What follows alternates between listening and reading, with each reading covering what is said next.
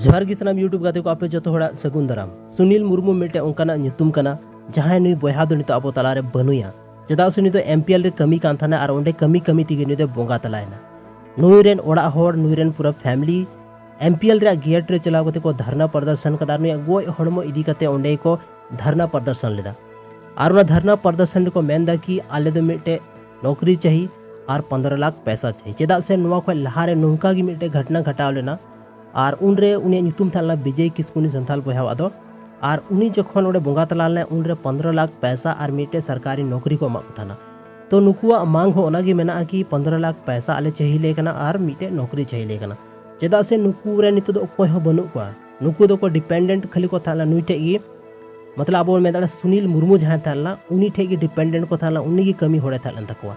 लेकिन MPL company के द्वारा नित हबीते कोई भी रिस्पॉन्स बाको एम कना या कोई भी जवाब बाको एम का है ठीक गया इदी पे ओड़ाते आले नौकरी रे या तो पैसा रे आले व्यवस्था है चे गी रिस्पॉन्स बाको एम का और